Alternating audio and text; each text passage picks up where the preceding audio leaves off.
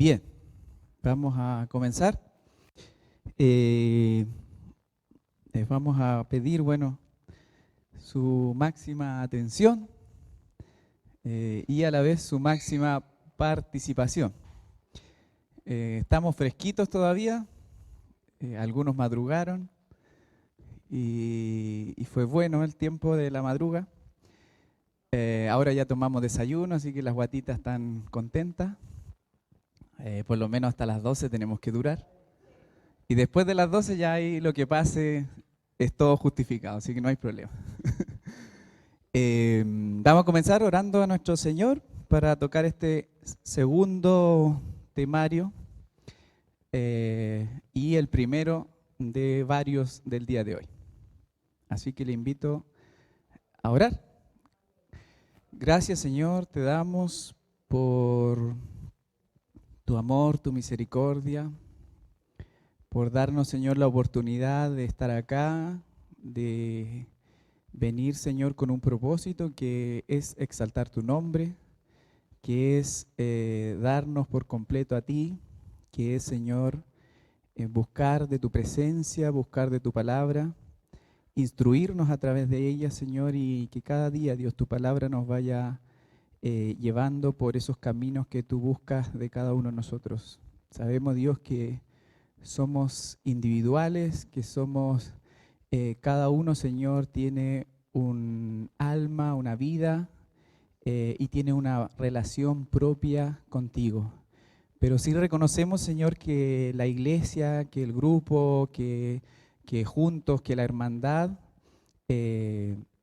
apoya y ayuda y bendice, Señor. Por lo tanto, necesitamos también esta comunión, necesitamos estar unos a otros, compartir unos a otros para llevar adelante y seguir creciendo en lo que es tu evangelio. Permítenos, Señor, estar con una disposición a tu palabra, a participar, a buscar, a, Señor, retroalimentar y que juntos, Señor, podamos ir avanzando en esto que tú has ido poniendo cada uno de los temas para este día. Gracias te damos en el nombre de Jesús. Amén. Bien, nosotros tenemos ese tema con Luis, que vamos a estar un buen rato hablando y tiene que ver con, seguimos, ¿no es cierto?, con el gran lema de nuestro retiro, ¿verdad? Cristo roca, ¿verdad? Pero ahora nosotros vamos a enfocar y el tema es Cristo cabeza y fundamento de la iglesia, ¿ya? En eso vamos a ahondar y queremos llevar cada una de las temáticas a ese punto. Sí, quiero hacer presente algo. Delante la hermana Bernarda dijo algo que yo desde anoche empezaba a dar vuelta y creo que es muy importante. A veces cuando vemos algún tema, ¿no es cierto?, se hace un estudio, luego de eso vamos olvidando porque nuestra memoria es frágil y todo pasa rápido, ¿no es cierto?, y después nos vamos olvidando.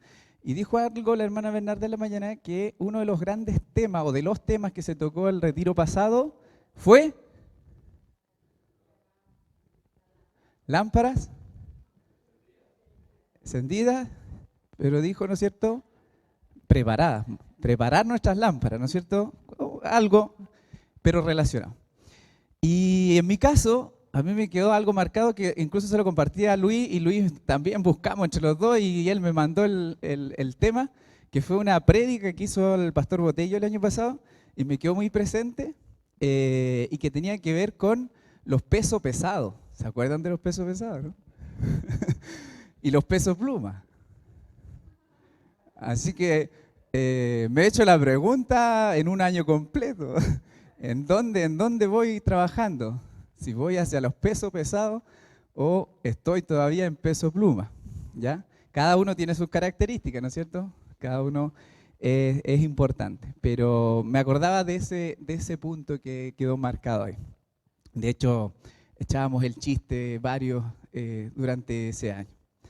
Así que es bueno a veces recordar hacia atrás y ver un poquito qué es lo que fue, qué es lo que pasó y qué es lo que he hecho, ¿no es cierto?, durante ese año. Bien, Así que ojalá este año no nos olvidemos de alguno de los temas y pueda quedar una frase ahí pegada en nuestra cabecita, indistinto que sea cualquiera que usted tome.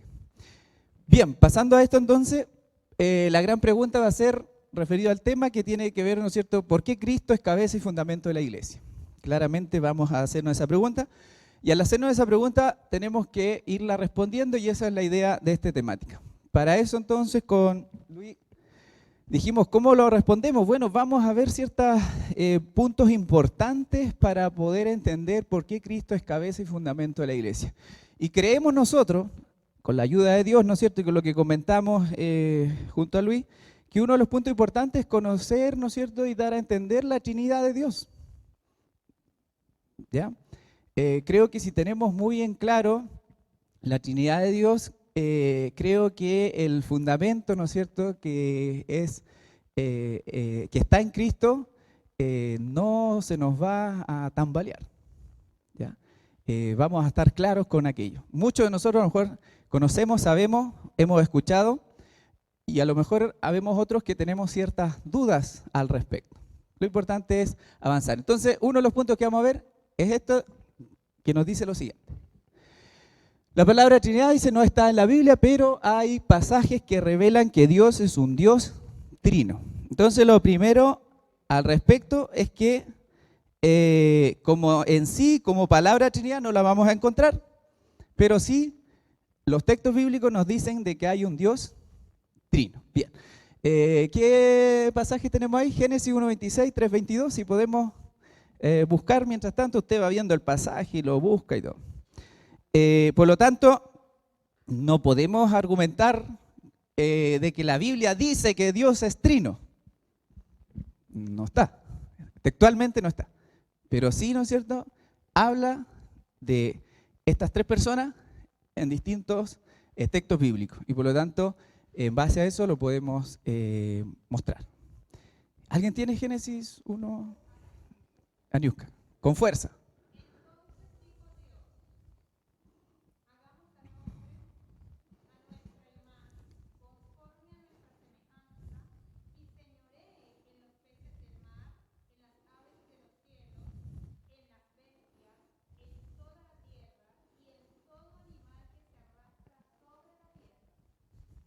Gracias.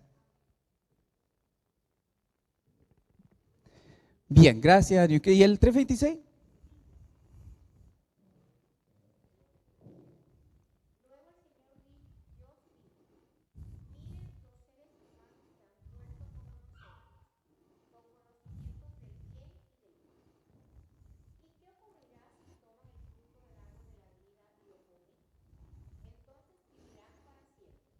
Bien, gracias.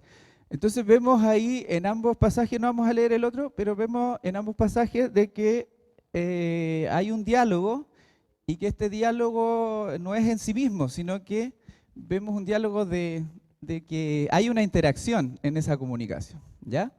Y esa interacción es clara, y esa interacción muchas veces algunos la niegan, hay corrientes y religiones que a veces la niegan, pero el texto bíblico es así, no está cambiado y tampoco está hecho solo para nosotros. Sino que refleja, ¿verdad?, que hay una interacción y viene netamente de que nos habla de una persona en primera persona que es un plural y que parece ser que están dialogando respecto a la creación propia de Dios. ¿Bien? Entonces ahí tenemos un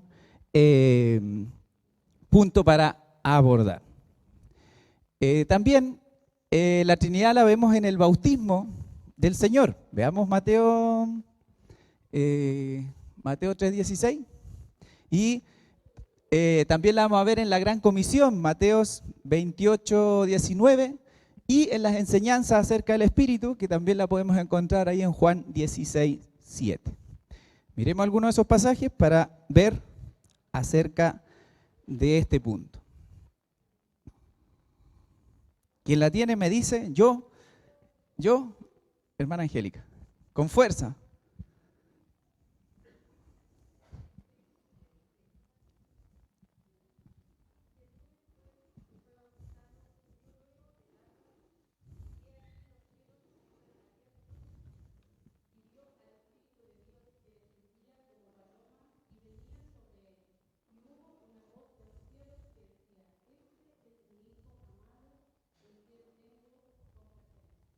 Bien. Y vio el Espíritu de Dios que descendía, ¿no es cierto?, como forma. Eso fue lo que pudo visualizar ahí el escritor bíblico. Pero vio el Espíritu de Dios en forma o como forma. Eso es lo que él vio en ese momento, en esa instancia. Bien. Y la gran comisión que nos dice Mateo. Hermano Meche.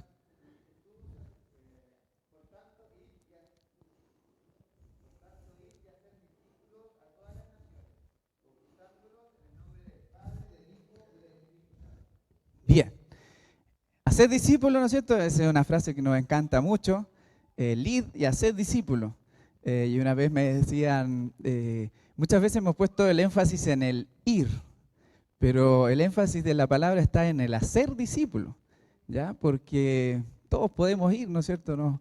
Podemos ir a nuestra casa, podemos ir a nuestro barrio, a nuestra esquina, a otro pueblo, pero es el tema ahí importante es el hacer. ¿Y qué es lo que debemos al hacer?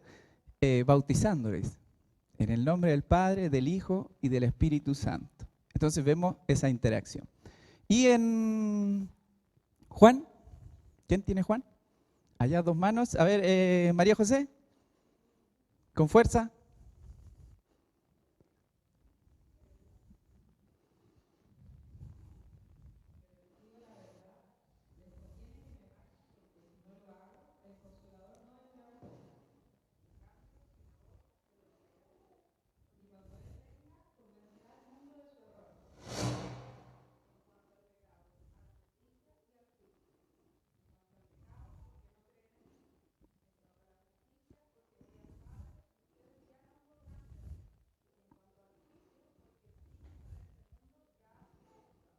Bien, entonces Jesús hablándole a sus discípulos, ¿verdad? Les dice, conviene que yo me vaya para que venga el otro consolador, el Espíritu, aquel que los va a llevar aquel que va a estar con ustedes siempre. Bien, el Paracleto, bien, hermana Sora. Entonces ahí lo vemos esta interacción.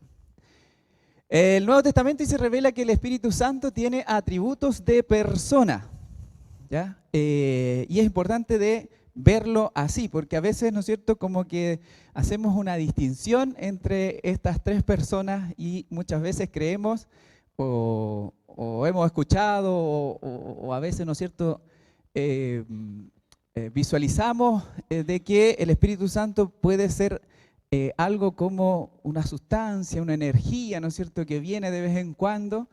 Y yo me acuerdo que la otra vez le dije por ahí, mi papá, por ejemplo, me decía mucho, no, cuando el Señor te toca y viene ese chispazo del Señor, y nos reíamos mucho con él y conversábamos. Entonces, a veces como que tendemos un poquito a eso, a que esa fuente de energía o a que esa sustancia viene en algún minuto y nos consuela, nos conforta, nos bendice y todo. Pero no, el Espíritu Santo entonces es parte de esta Trinidad y es una persona. Como somos nosotros, pero es espíritu. Bien, entonces ahí, no sé si alguno tiene Juan 14 y Juan 16. ¿Sí, hermana Angélica?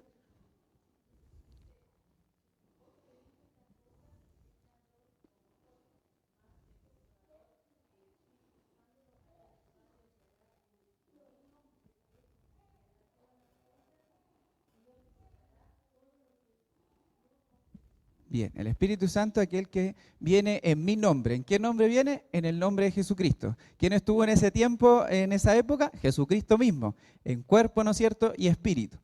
¿Y el de Juan 16?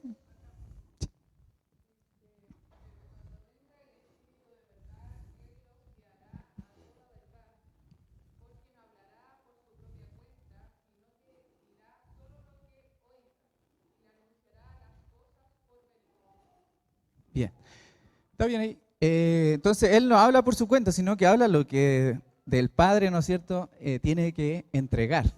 Por lo tanto, hay ahí una perfecta, ¿no es cierto?, comunión. ¿Bien? El Espíritu Santo dice, prohíbe, el Espíritu Santo intercede y el Espíritu Santo convence de pecado. Si podemos mirar eso también, mirándolo, ¿verdad?, como una persona. se interviene, convence de pecado, ¿no es cierto? Y va a interceder, entonces claramente tiene esa posición. ¿Quién tiene alguno de esos versículos?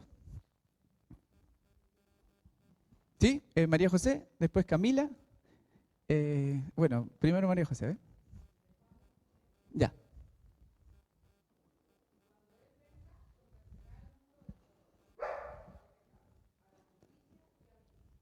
Bien, cuando el Espíritu entonces venga, convencerá al mundo de pecado y de juicio. Bien, ¿y quién tiene Hechos o Romanos? Hermana, estaba Camila, perdón. Camila, ¿tú no tienes cuál tenía? ¿Romanos? Dale.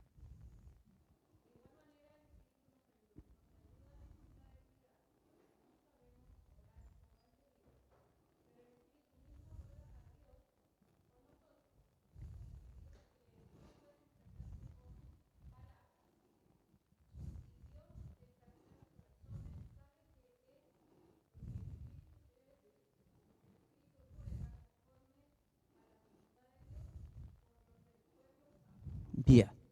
Él intercede entonces por su pueblo, por aquellos que han creído en el nombre de Jesucristo. Él está con nosotros. Bien, y Hechos, ¿quién dijo? ¿Hermana Angélica, no? ¿O Mitchell? Cris, ya.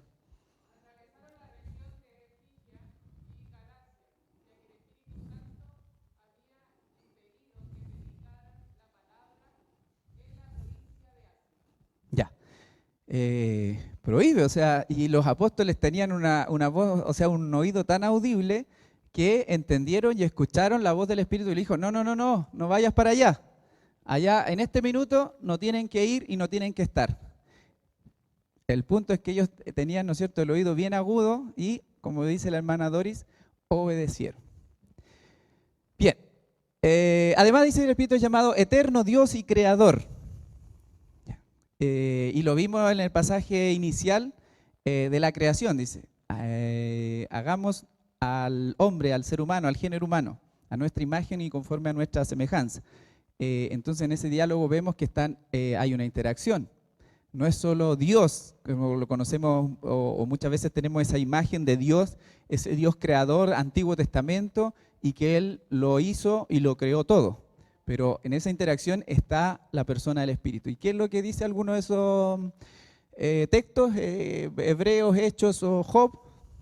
Hermana Angélica.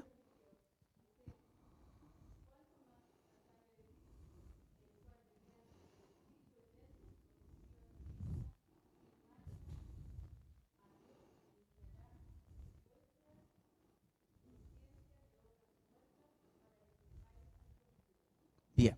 ¿Y algún otro si tiene Job? Ya.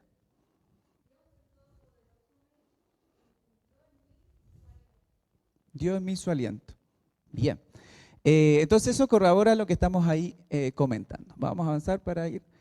También dice el Espíritu, se reconoce como un ser soberano, omnipotente, omnipresente, omnisciente. ¿Ya? Y solo para hacer el resumen, cuando hacemos el estudio o queremos estudiar acerca de los atributos de Dios, atributos que son propios de Él y otros atributos que comparte con su creación, y más que con su creación, con aquellos creyentes, vemos estos atributos en Dios.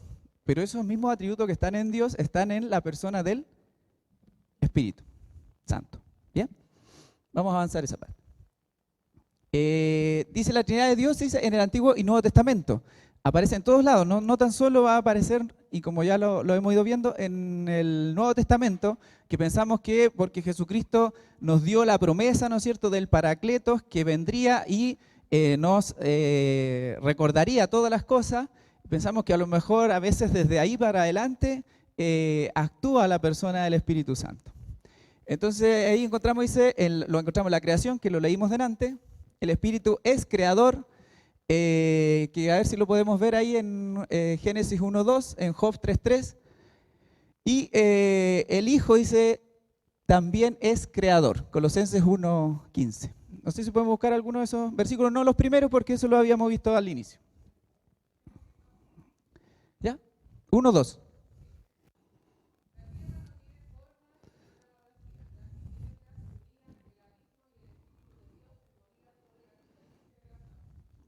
Entonces se movía el Espíritu de Dios sobre la superficie de las aguas. En ese momento, en el abismo mismo, ahí estaba la presencia de Dios, a través del Espíritu de Dios. Bien, Job o Colosenses después para... Ya.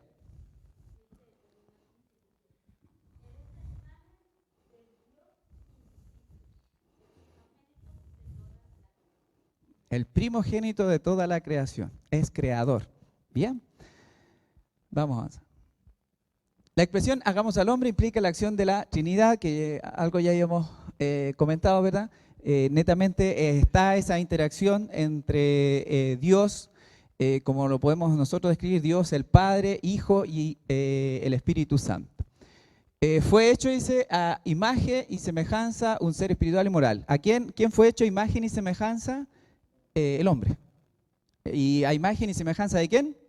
De Dios, ¿no es cierto? Y Dios es espíritu, eso es lo que nos dicen los textos bíblicos y los profetas y algunos de los antepasados. Dios es espíritu y por lo tanto el ser humano es espíritu, porque es creado a imagen de Dios y es un ser moral y racional. ¿Por qué? Moral, porque tenemos ciertos parámetros, ¿no es cierto?, donde nos guiamos y conductas a las cuales nosotros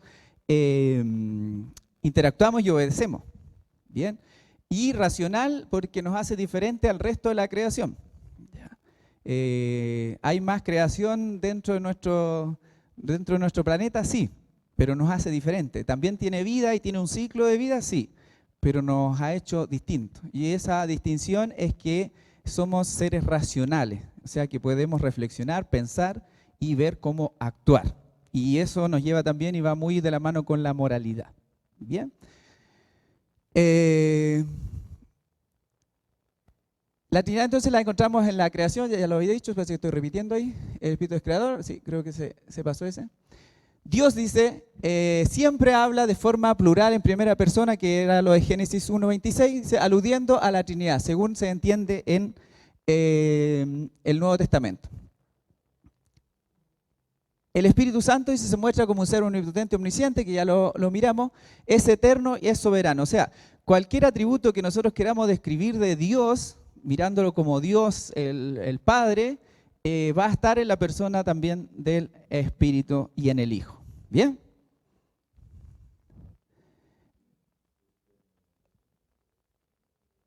Creo que te mandé el erróneo, ¿no? ¿Sí? Ya.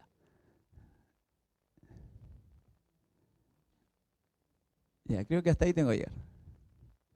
Y a ver, Francisco, dame un segundo. Que voy a...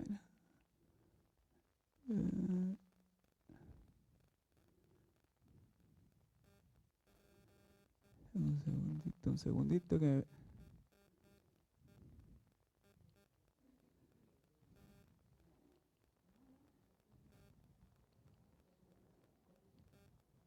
Un segundito.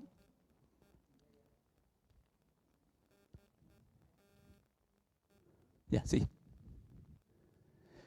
Voy a avanzar a este. El Espíritu, dice, es un amigo que viene para ayudar a los creyentes. Es pecado de muerte blasfemar contra el Espíritu, que lo habla los textos bíblicos. El Espíritu Santo es fuente de todo poder, el Espíritu es un don de Dios y la iglesia dice debe bautizar a los nuevos creyentes en el nombre del Padre, Hijo y Espíritu Santo, como lo mencionamos en Mateo 28. ¿Bien? Entonces, cuando vemos esta parte, ¿no es cierto?, de la Trinidad, debemos entender de que el Espíritu Santo, Jesucristo como Hijo y Dios están en una persona. Y no se puede negar al Hijo, no se puede negar al Padre y no se puede negar al Espíritu. Si caemos en aquello, entonces algo raro está pasando con nuestra relación de fe, ¿ya? Algo ahí está ocurriendo, ¿bien? Y eso lo tenemos que tener muy en claro para fortalecer lo que es estos fundamentos que debemos tener de Cristo en la iglesia, ¿ya? De lo contrario puede tambalear nuestro credo, puede tambalear nuestra fe si transamos, ¿verdad? Como algunos por ahí o algunas corrientes dicen de que el Hijo parece ser que fue creado, de que el Espíritu no tiene, ¿no es cierto?, la autoridad o la potestad que tiene Dios el Padre, bueno, y un sinfín de cosas. Entonces, en nuestro credo de fe, ¿verdad?, sabemos que la Trinidad es parte de ese credo y lo debemos tener en claro y fortalecido. ¿Bien? El Espíritu Santo no está solo en el Nuevo Testamento, sino que también en el Antiguo Testamento, y el Hijo, Jesucristo, no está tan solo en el Nuevo Testamento una vez que Él nace desde el vientre de una madre, se desarrolla, lleva su ministerio, muere y resucita, sino que también ha estado, está y estará presente desde el Antiguo Testamento y hasta su segunda venida. ¿Bien? Luis.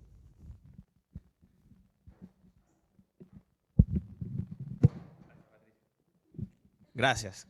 Hermanos, ¿cómo estamos? ¿Bien? ¿Seguimos? ¿Estamos atentos? Ya. Vamos a seguir con la presentación. Esto a mí me parece que es súper importante que lo tengamos claros para que podamos pasar al resto, ¿bien? Porque ahora vamos y yo quiero darle la oportunidad un momentito de que podamos intervenir con una pregunta rápida, ¿bien? De todo lo que nosotros hemos hablado hasta ahora, entendemos que Dios, y esto es una frase que no la estoy inventando yo, viene desde el concilio de Nicea, lo hablaban ayer Sor y Ronnie, ¿cierto? Que fueron los que plasmaron el credo que al día de hoy las iglesias más relevantes del cristianismo, sea católica si usted lo quiere ver, protestante, se adscriben. Dentro de esta lógica entendemos que Dios es consustancial. Bien, ustedes si no han entendido al día de hoy esa frase, ¿qué queremos decir con consustancial? Que las tres personas de la Trinidad, como lo dijo Patricio hace un ratito, comparten una misma sustancia. Es decir, los tres son uno. Y en el momento en que cada uno de los tres está actuando en el nombre de los otros dos. Bien, entonces, cuando nosotros tenemos esto claro, nosotros podemos partir a lo que queremos hablar. Porque si nosotros estamos hablando que Cristo es el fundamento y es la roca, la guía de la iglesia, lo primero que nosotros tenemos que entender es que Cristo es Dios. Amén. Y si Cristo es Dios, tiene la misma autoridad que el Padre, tiene la misma autoridad el Espíritu Santo. Y nosotros partimos por allí. ¿Por qué? Porque queremos rápidamente dar a entender que al día de hoy, y siempre han existido, incluso los apóstoles ya comentaban en la Biblia que existía un espíritu de anticristo, ¿cierto? Que lo que buscaba hacer era manifestarse en contra de la doctrina, en contra de las enseñanzas de Jesús. Si alguno negaba las enseñanzas de Jesús, entonces es el espíritu del anticristo. Decía el apóstol Juan, si no me equivoco, ya está entre nosotros. Entonces, no es algo que nosotros nos estamos esperando. Ahora, ves que hay gente que se pone muy apocalíptica con estas ideas. No, que cuando el anticristo se va a manifestar, el espíritu del anticristo está cabalgando desde los tiempos en los que Cristo ya ascendió. Bien, ahora, ¿por qué es importante que nosotros mencionemos esto? Porque al día de hoy y desde la fundación de la iglesia existen cosas llamadas herejías. Bien, y yo quisiera una o dos personas que se atrevan a rápidamente, ojo, poder argumentarnos qué es una herejía. ¿Qué entiende usted por herejía? ¿Alguno que voluntariamente quiera comentarlo? Allá, mi hermana Angélica.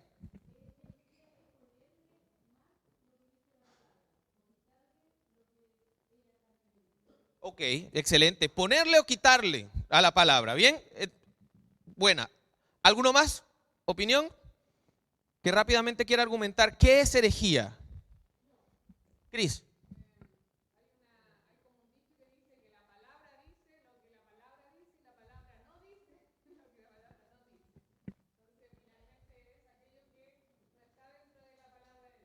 Exacto. Me parece muy bueno el que tengamos claridad con estas nociones. Aquí rápidamente, vamos para atrás, este no era este botón. Bien, tenemos una pequeña definición que nos sirve de punto de partida y quisiera que alguien me vaya buscando segunda de Pedro capítulo 2 versículo 1. Pero la definición que nosotros tenemos acá dice que herejía se refiere principalmente a una falsa enseñanza. Bien, es una falsa enseñanza o doctrina errónea que se desvía de las verdades fundamentales. Ojo, que esta es el tema del que estamos hablando, Cristo como fundamento. Bien, entonces una herejía se desvía de las verdades fundamentales del cristianismo reveladas en las Escrituras. Yo voy a aprovechar que el pastor se salió para hacer un comentario, ¿ya? Mire, nosotros, y esto después se lo pregunta usted a él, voy a decir, pues se lo pregunta después, cuando venga, ¿bien? Pero nosotros como iglesia cristiana nos adscribimos al concilio de Nicea y el concilio de Nicea decía un par de cositas. La iglesia es cristiana. La iglesia de Dios es cristiana. Una, ¿por qué es cristiana? Porque creemos en las enseñanzas de Cristo, que las podemos nosotros recibir o las recibimos a través de los evangelios. Una. Dos, esta no le va a gustar. La iglesia es católica. Pero es católica porque es universal. La iglesia de Cristo es universal. Hay una sola verdad que es Cristo y esa es la misma verdad para todo el mundo. ¿Ok? Tres, la iglesia de Cristo es trinitaria. ¿Bien? Es Padre, Hijo, Espíritu Santo, son uno. Si usted quita a uno de esa ecuación, usted no está creyendo en el mismo Dios que está en la Escritura. Por más de que usted lo llame Jesucristo, por más que usted lo llame Dios Padre, o por más que usted lo llame Espíritu Santo, si usted quita a uno de los tres de la ecuación, eso es una herejía. ¿Bien? ¿Lo tenemos claro? Ya. Ahora, ¿qué sucede? Que desde el principio de la iglesia, y estamos hablando del principio de la iglesia, luego de que Cristo se va para arriba, los apóstoles fundan, todo esto, ¿bien? Han comenzado a existir corrientes que niegan constantemente la autoridad de alguna de las dos personas de la Trinidad, aparte del Dios Padre, porque al Dios Padre no lo niega nadie, no se atreven. Pero ¿qué es lo que pasa? Que hay algunas corrientes que niegan alguna de las otras dos. Hoy nosotros vamos a mencionar rápidamente las que nos atañen, que son las que niegan la deidad de nuestro Señor Jesucristo. Y esta es grave. Esto es grave para nosotros. Quiero hacer aquí rápidamente, vamos para acá, las dos corrientes que nosotros vamos a mencionar rápido para que podamos diferenciar. Se llama una, sabelianismo, y esto se entiende como modalismo al día de hoy, y dos, arrianismo o la doctrina de la subordinación o el subordinacionismo. Suena a trabalengua. Bien, voy a pedir que alguien me busque rápidamente, y me disculpe, ahorita estaba buscando, vamos a hacer rápidamente esto aquí. Alguien que te tuviese segunda de Pedro capítulo 2 versículo 1, segunda de Pedro 2, 1, allá.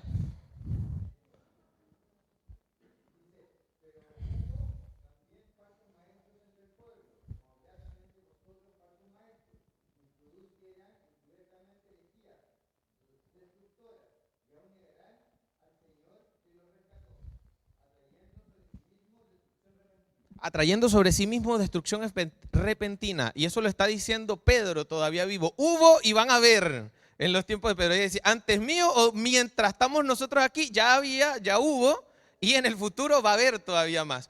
Pero todos los que predican herejías son falsos maestros y todos los falsos maestros predican herejías.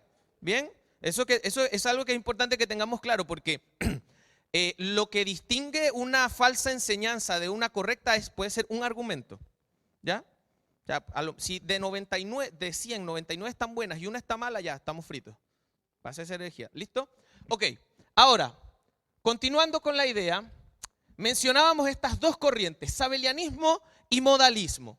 Pero, ¿qué es y cómo lo vemos reflejado el día de hoy? Es lo que queremos mostrar rápidamente. Primero, estas dos corrientes reciben el nombre de personas que en sus tiempos fueron relevantes para la iglesia. No hay que creer que las personas que partieron de esta idea eran cualquier extraño. Bien, estamos hablando de que eran autoridades de la iglesia primitiva. Bien, Sabelio, en este caso de quien recibe el nombre, el sabelianismo, fue en este caso, si no me equivoco, era un líder de la iglesia primitiva previo al tercer siglo. Muy, muy relevante dentro de la iglesia, cuando se comenzó a discutir estas ideas de quién es Dios antes de que el concilio de Nicea se pudiese establecer. Él presentaba a Dios bajo la lógica de que Jesucristo, Padre y Espíritu Santo son uno solo, pero se presentan como con máscaras, en roles. Es decir, el mismo Dios de repente aparece en forma de hijo. Y más tarde ese mismo Dios puede aparecer como Espíritu Santo. Y después ese mismo Dios aparece como Padre. ¿Bien? No eran separados tres personas, sino que en uno solo se podían ver tres roles o tres modos.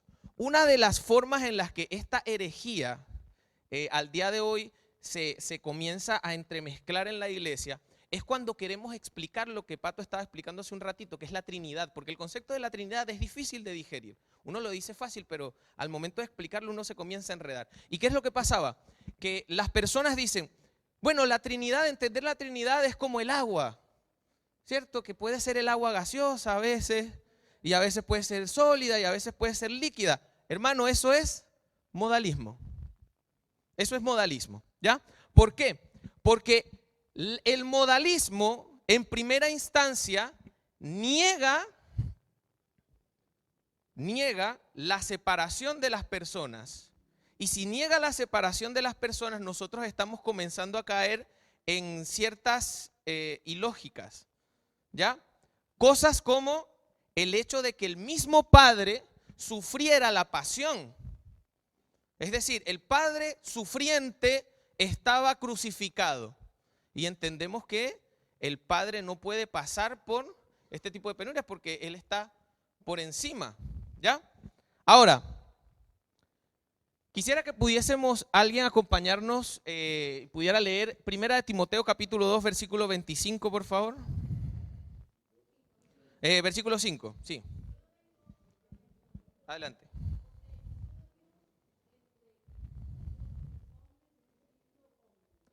Porque hay un solo Dios y un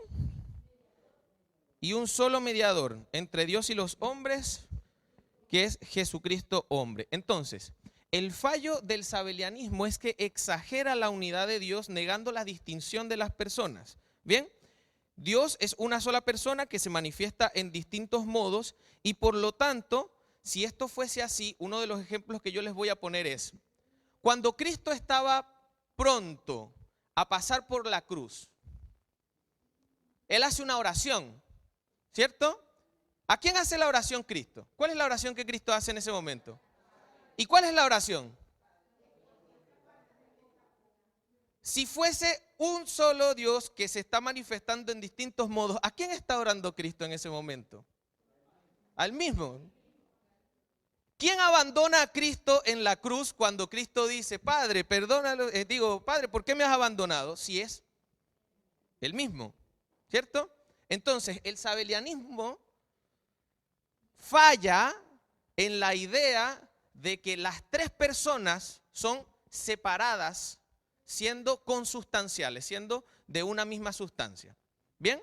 Entonces, exagera la idea de la unidad del Señor. Ahora, esto se negó profundamente incluso antes del Concilio de Nicea por personajes como Tertuliano o Hipólito que consideraron que era una blasfemia. Y es una blasfemia, ¿por qué? Porque pretendía ignorar la trascendencia y el poder y la seidad del Padre al querer pretender someterlo a los padecimientos de la pasión de Cristo. No podíamos entonces pretender que si Dios estaba siendo hombre en este momento, si era un ser igual o el mismo ser que el Padre, estuviese entonces pasando por las penurias de Cristo. ¿Ya? Ahora, ¿qué es lo que sucede? Que al día de hoy, esta iglesia modalista se presenta, no sé si ustedes lo han escuchado, como los unicitarios. ¿Han escuchado el unicitarismo? Ya, el unicitarismo lo que busca es negar la lógica de la Trinidad. ¿Bien? ¿Qué es lo que pasa? ¿Cuál es el problema con estas corrientes? Que nosotros constantemente a estas personas nos cuesta distinguirlas de nosotros mismos y las consideramos hermanos. ¿Qué pasa con esto? Y esto es súper relevante. Si yo no creo que Dios Padre, Hijo y Espíritu Santo son uno, pero al mismo tiempo son tres, yo estoy creyendo en otro Dios. Esto es importante que yo lo entienda. No es el mismo Dios de la Biblia un Dios que se pone máscaras. y puede ser uno sin la necesidad de que los otros dos existan. ¿Ya? ¿Por qué? Porque al manifestar este credo como fe, yo estoy ignorando la posibilidad, no la posibilidad, sino el hecho de que las otras dos personas existen. Yo los estoy negando, entonces yo de partida yo estoy negando a Dios en su sustancia, en su esencia. ¿Ya? Entonces, ¿qué sucede con esto? Que es muy difícil distinguir a un unicitario de un cristiano ortodoxo. Es muy difícil distinguirlo. ¿Por qué? Porque usan la misma Biblia que nosotros, utilizan un lenguaje muy parecido al nuestro, ¿cierto? Hay muchos cantantes incluso que han escrito canciones que nosotros utilizamos dentro de las iglesias, que en primera instancia se escuchan buenos, pero el tema es cuando yo comienzo a darme cuenta que estoy tirando abajo la autoridad de las personas de la Trinidad, ¿ya? Entonces es otro Dios. Esto es técnicamente como que si yo creyera en otra cosa. ¿Bien?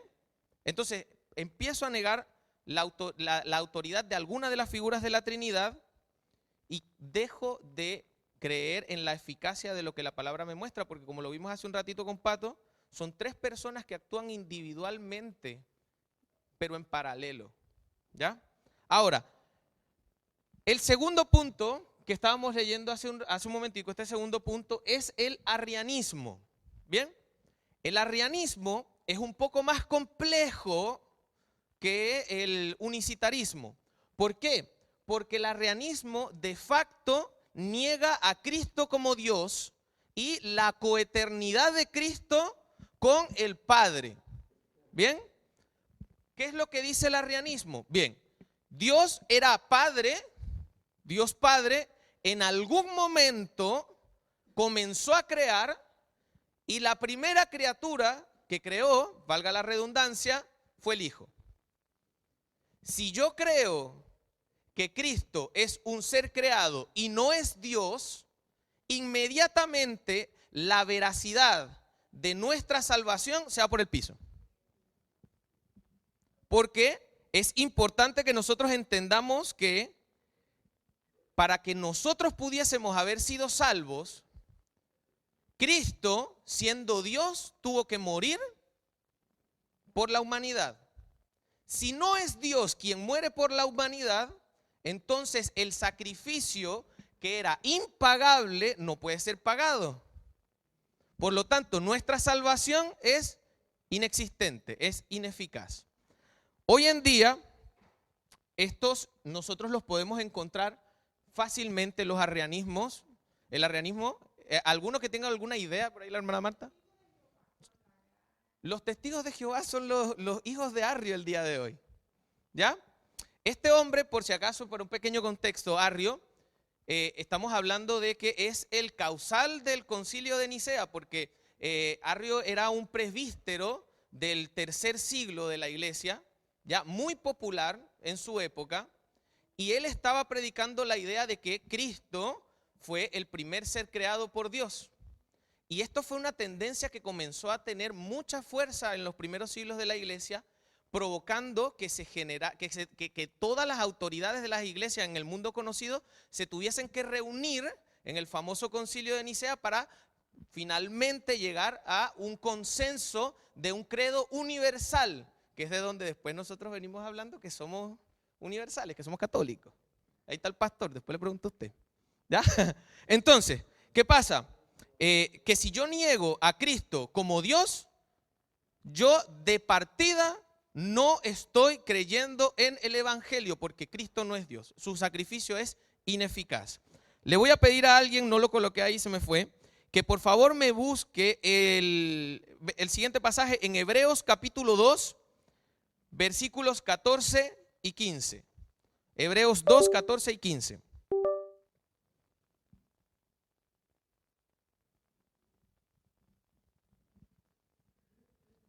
Hebreos capítulo 2, versos 14 y 15, hermana Angélica.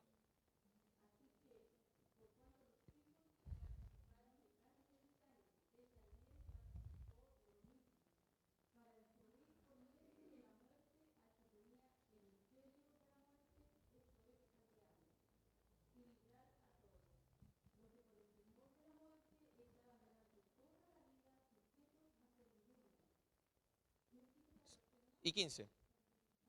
Hasta ahí. Entonces, dice, Él también participó de lo mismo. Está hablando del sacrificio de Cristo, pero en el contexto del pasaje está refiriéndose a Él como Dios. Porque la importancia del sacrificio de Cristo radica en que Cristo es Dios. Si Cristo no es Dios, entonces su sacrificio es ineficaz. ¿Bien? Su sacrificio sería ineficaz. Ahora, tenemos aquí una pequeña tabla, ¿bien? Y quiero que vayan, por favor, como lo hizo Pato hace un ratito. Tenemos los pasajes al lado derecho de la tabla, su lado izquierdo. Podemos irlos buscando: Mateo 28, 19, 2 de Corintios 13, 14, Juan 1, 1, Hebreos, Hechos. Tenemos unos cuantos pasajes, los vamos a ir pidiendo y por favor vayamos teniéndolos.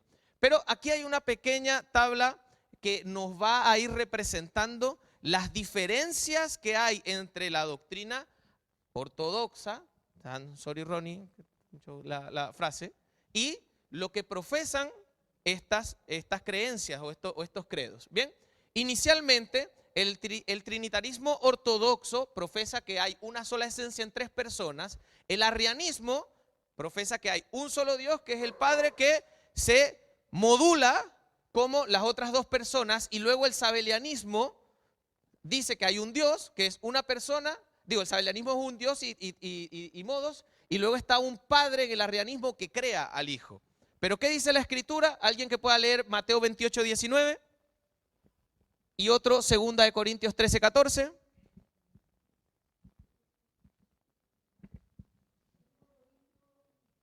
Corintios 13, 14.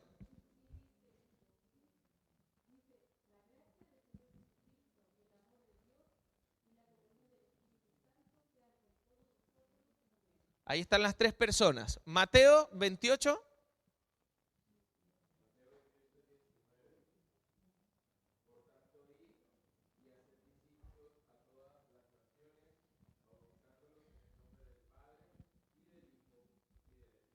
A las tres personas bajo una misma autoridad, en una misma línea de pensamiento. Si había que bautizarlo, no lo puedes bautizar en el nombre de uno, tienes que bautizarlo en el nombre de los tres.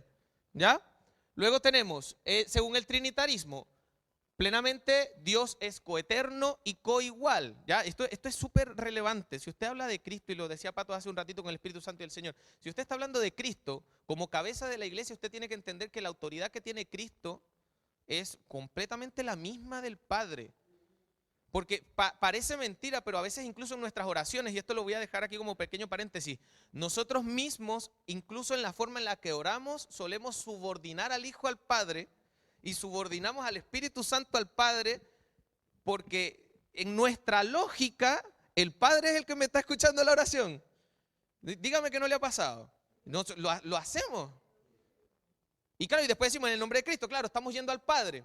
Bien, pero en el inconsciente terminamos subordinando el uno al otro, como que el Padre es más relevante que el Hijo o que el Espíritu Santo, son un solo Dios. ¿Ya? Entonces, según el trinitarismo, entendemos que es un solo Dios, que es coeterno, es coigual, es igual a los otros tres, ¿ya? Pero el arrianismo dice que la criatura, ¿ya?, que es Cristo, empezó al inicio separado del Padre, y luego dice el sabelianismo que el Padre es el mismo Hijo manifestado. ¿Qué dice Juan capítulo 1, verso 1 y Hebreos 1:8?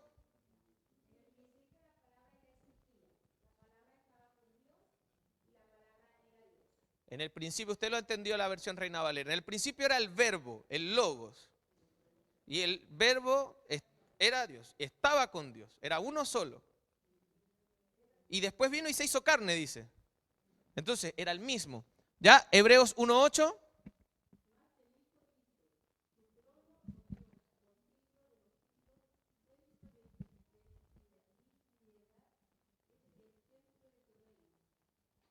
Y está hablando del Hijo, no está hablando del Padre ahí. O sea, lo relevante que es aquí el tema de la carta a los Hebreos, ¿no? Porque habla del Hijo, pero siempre que menciona al Hijo y está hablando de Cristo, lo menciona bajo la misma lógica del Padre. O sea, no diferencia uno al otro. ¿Ya?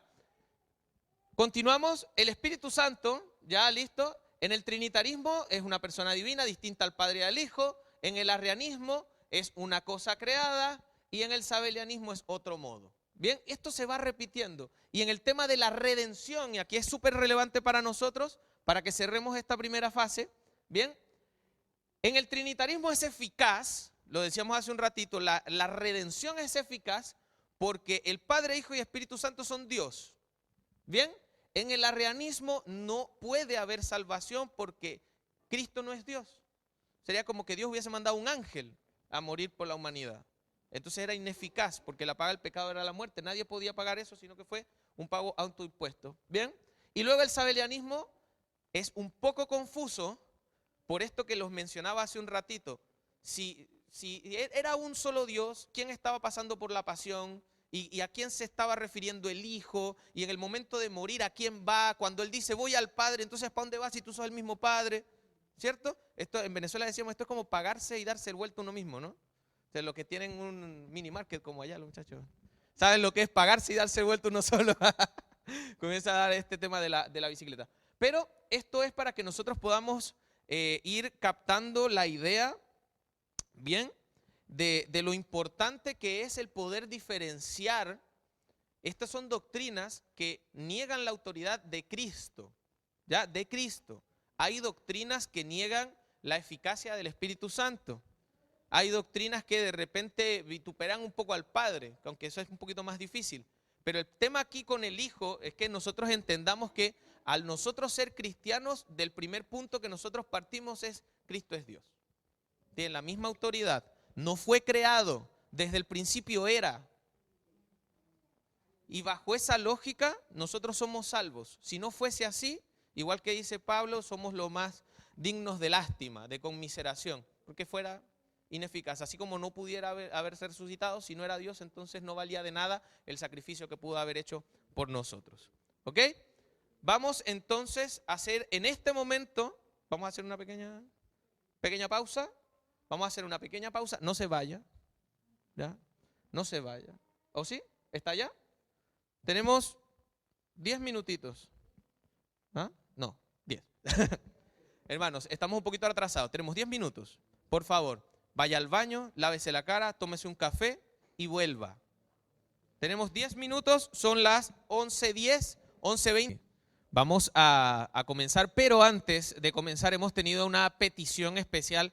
Vamos a hacer una oración y les voy a pedir que se pongan en pie. Hagamos una oración por Samuel Núñez, que lo tuvieron que trasladar haciendo una revisión rápida para descartar una posible apendicitis.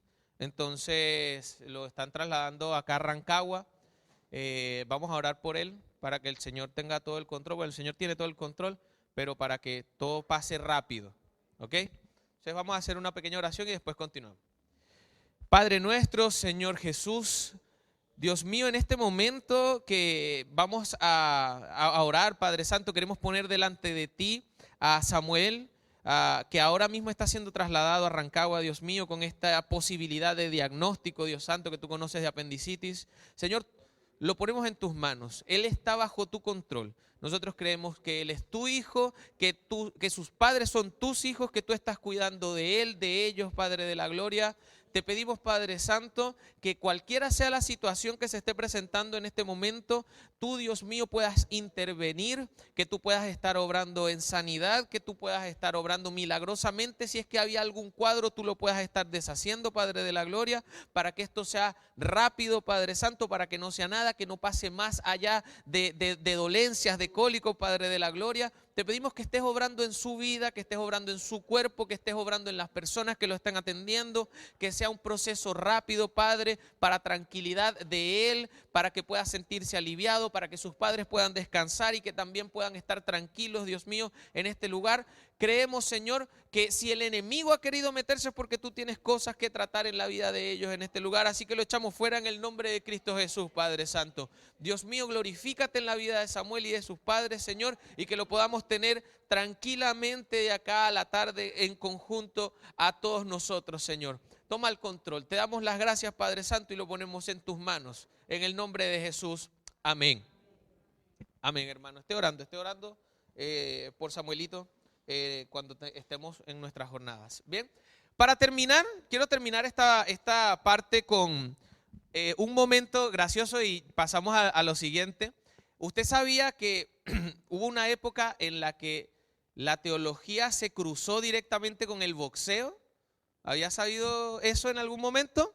Yo le voy a dejar aquí una pequeña imagen de una anécdota. Esto es algo que sucedió, bueno, hay una leyenda. Esto hay historiadores que dicen que es verídico, hay otros que dicen que es una leyenda que surgió a partir de... yo les mencioné hace rato a estos dos señores. Esto sucedió, se conoce como la leyenda de la trifulca teológica de Nicea, alrededor del 325 después de Cristo. ¿Por qué? Porque en medio del concilio de Nicea, provocado por Arrio, que era, como les decía hace un ratito, un presbítero, había una persona llamada Nicolás de Mira, que es este presbítero de la iglesia, que luego en él se basa el mito de Papá Noel, de Santa Claus, San Nicolás, el viejito pascuero, como usted lo quiera decir. Nicolás de Mira, luego de una exposición de Arrio acerca de por qué Cristo era un ser creado, la leyenda cuenta que se molestó tanto y se ofuscó tanto en celo de la barbaridad que consideró que estaba diciendo Arrio, que en medio del discurso se paró y se lo bajó a bofetones en medio del concilio. Esto es una cosa que uno diría al sol de hoy, es impresionante creer que literalmente los fundadores de la iglesia se pararon en medio de un concilio de gente sumamente importante. Esto es que usted se imagina que esto era un congreso de pastores. O sea, esto era un congreso global de pastores y usted tiene a dos de los más importantes del momento cayéndose a combo. Entonces, esto es súper relevante, pero para que usted vea la importancia para la iglesia que tiene el que nosotros podamos diferenciar de forma certera el credo que nosotros profesamos. Porque ¿qué pasa? Y con esto cierro la idea de esta primera parte. A veces nosotros los cristianos queremos ser más buenos que Dios. Queremos ser más buenos que Dios. Y somos súper suaves y súper light. Y bueno, pero cada quien crea lo que quiera creer. Y no tenemos la valentía muchas veces de demarcar cuáles son nuestras convicciones. Lo mencionaban los muchachos hace rato. Creo que esta ha sido la idea de este retiro hasta ahora. Entonces, si usted, hermano, tiene una convicción y usted profesa una fe, ¿listo?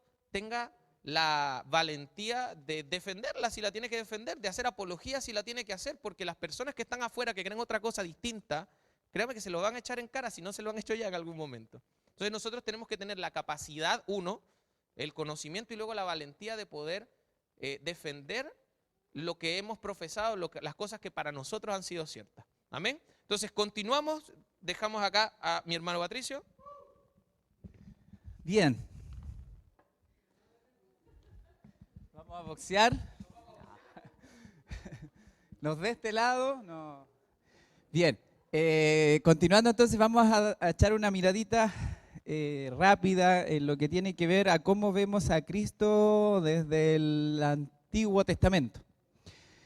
Y para darnos cuenta y reforzar un poco lo que veíamos en la parte esta de la Trinidad. Y una de las cosas que aparecen en el Antiguo Testamento es que Cristo sí está, pero muchas veces no aparece como Cristo, Jesucristo. Y hay unos textos por ahí que lo mencionan, como por ejemplo el episodio cuando aparecen estos ángeles a Abraham. Y ahí hace notorio una de las características, dice que hay uno de ellos que es el ángel de Yahvé. Entonces muchos teólogos eruditos dicen, bueno, el ángel de Yahvé tiene características bien especiales. ¿Por qué? Porque en una de las menciones bíblicas dice, bueno, perdona pecados. ¿Y quién se atrevía a perdonar pecados?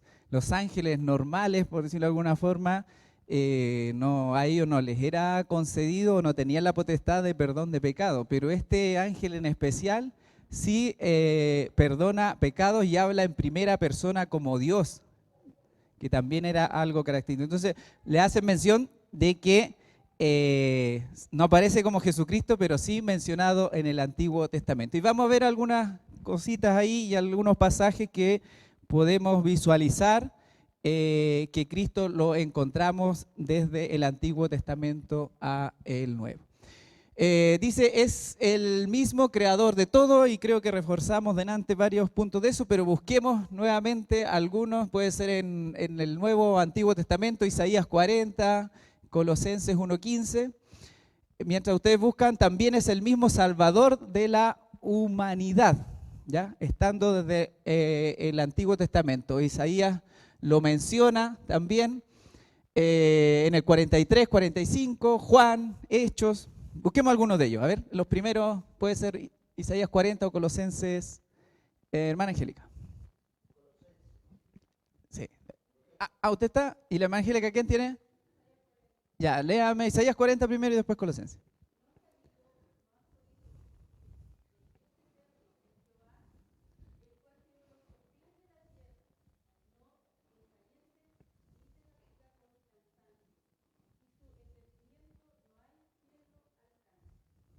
Ya, ¿y en Colosenses?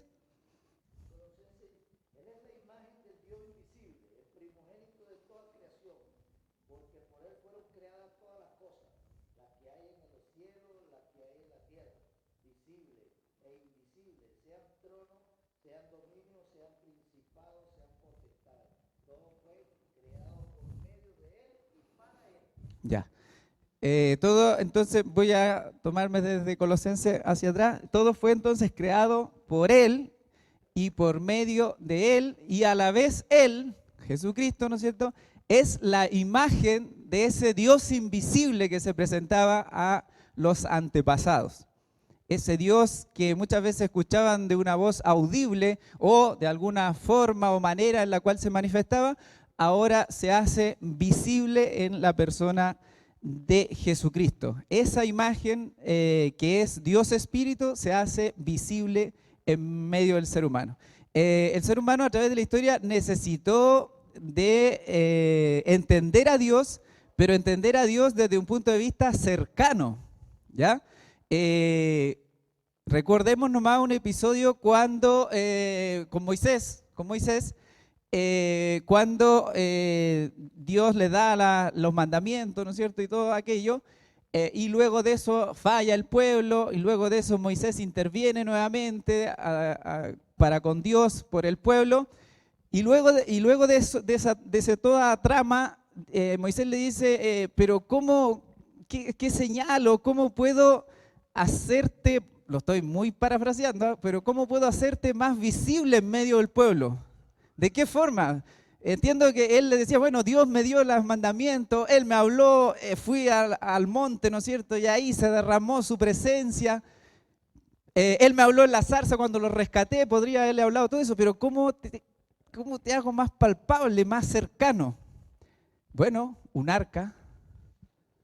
Y se necesitó de eso más físico para entender a Dios, pero no era porque Dios fuese de esa forma, sino que Dios por decirlo de alguna forma, se adaptaba para que los seres humanos le pudiesen entender. Entonces, bueno, ya, en medio de un arca.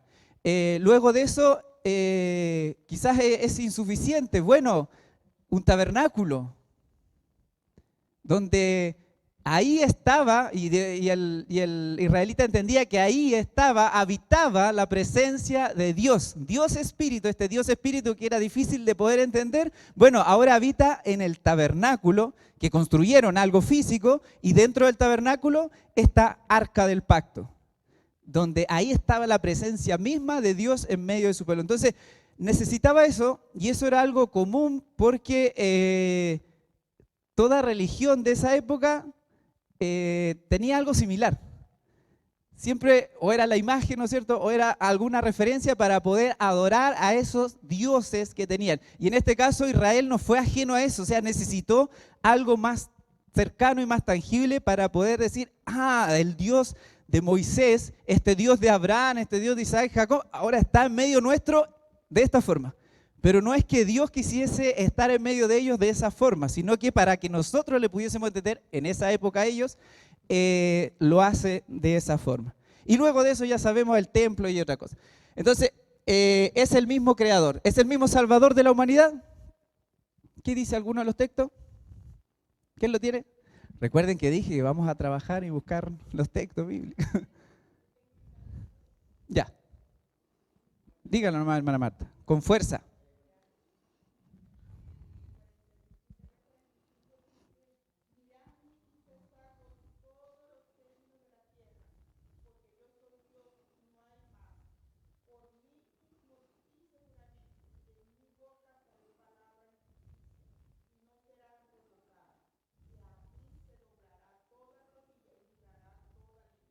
Toda lengua confiese mi nombre. Bien.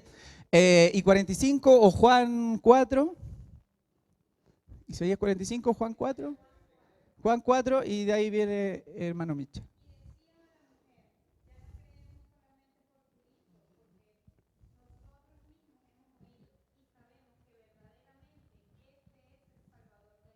Bien, en esa interacción, ¿no es cierto?, previo al nacimiento del Mesías.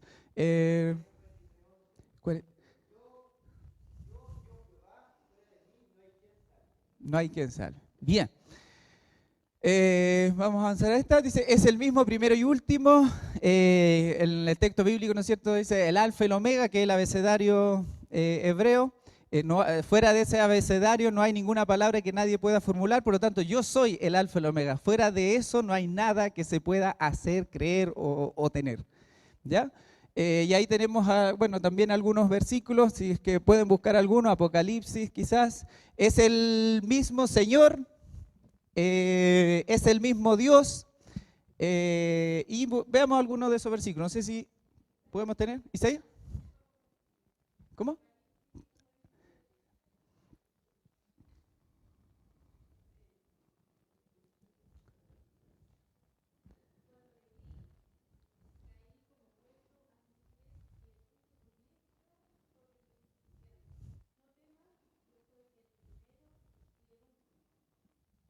Bien, el principio y el fin.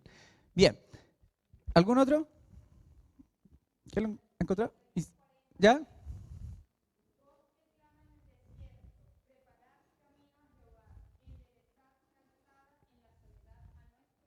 Ya. Adelante. Ya.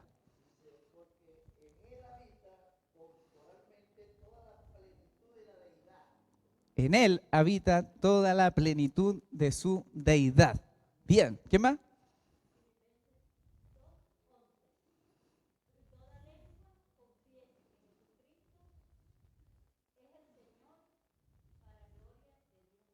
Para gloria de Dios Padre. Todo ser humano, ¿no es cierto?, confiese que Jesucristo es el Señor. Bien, Romano, a ver, busquemos en Romano o primera carta a Timoteo. A ver.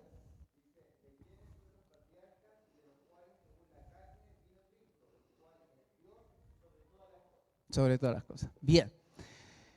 Me acuerdo siempre de un episodio cuando Jesús enfrenta muchas veces a los fariseos y saduceos de la época, los personajes más importantes de aquella época, y en esa interacción de palabras, en algunos episodios, él les dice, por ejemplo, dice una que es, antes que Abraham fuese, yo soy. Y ahí lo quisieron agarrar, ¿no es cierto?, a piedrazo, ya no sé cuánto más, porque dice, ¿qué se cree este? Tiene como 30 años y anda diciendo que él es antes que Abraham, que hace casi 1800 años que estuvo, ¿ya? O dice, oíste, ¿no es cierto?, que a tus antepasados les fue dado el maná del cielo, el cual, ¿no es cierto?, ellos se pudieron sustentar durante 40 años, y él dice, bueno, yo soy ese maná que cayó del cielo. ¿De qué está hablando? Y por eso que lo injuriaban, ¿no es cierto?, y le decían blasfemo. ¿Por qué? Porque se daba esos atributos que eran propios de Dios, de ese Dios que ellos profesaban y que era ese Dios uno en cantidad. Bien, vamos a avanzar a esta última. Es el mismo que recibe adoración, es el mismo perdonador de pecado. Está hablando, ¿no es cierto?, de Jesucristo. Veamos algunos versículos ahí. En Salmos, creo, y Hebreos. Y perdonador de pecado, Jeremías 31, Isaías, bueno, ya hemos leído varias veces Isaías. Marcos puede ser también, capítulo 2.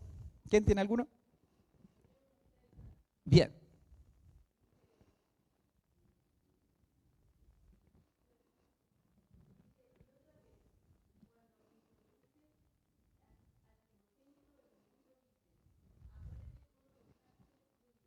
Bien. Hermana Angélica, ¿puede leer completo Hebreo del 1 al 6, por favor?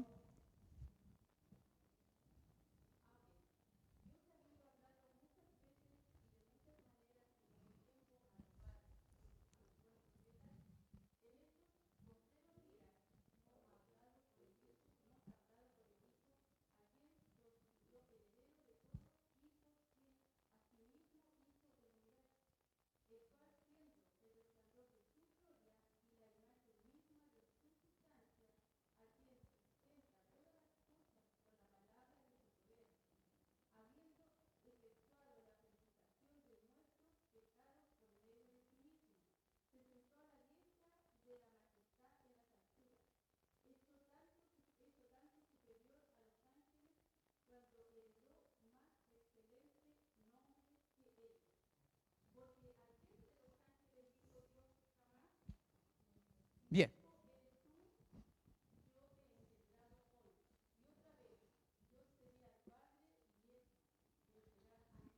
Bien, por ahí sí.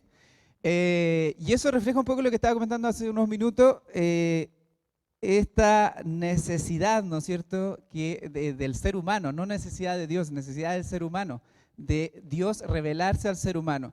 Y como lo muestra, dice, bueno, habló Dios habiendo hablado antes, en nuestros antepasados, profetas, ¿no es cierto?, y la ley y todo, pero ahora lo ha hecho por medio del Hijo y ahí le pone el cargo, digamos, o quién es Él. Le da esa potestad el autor ahí. Bien, ¿algún otro texto si tenemos? Marcos.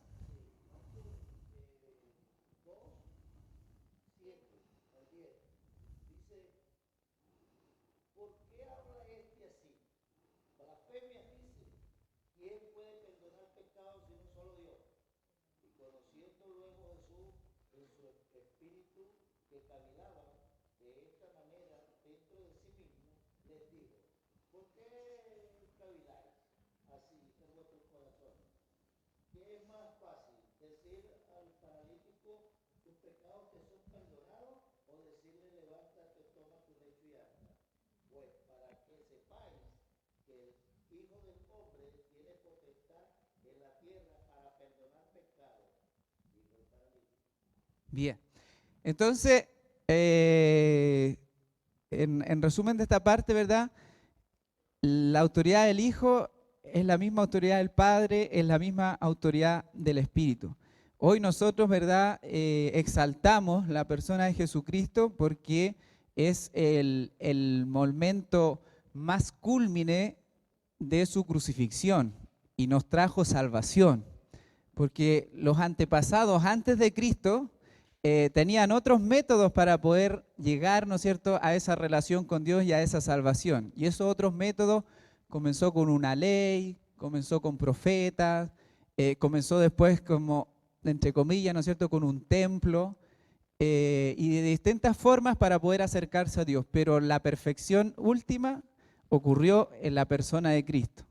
Y esa perfección última no es que solamente haya aparecido, ¿verdad?, en el año 1 o el año 4 desde Cristo, sino que siempre estuvo. El punto es que Dios se fue revelando al ser humano de una forma progresiva, por decirlo, y de acuerdo al entendimiento que el ser humano podía concebir de Dios.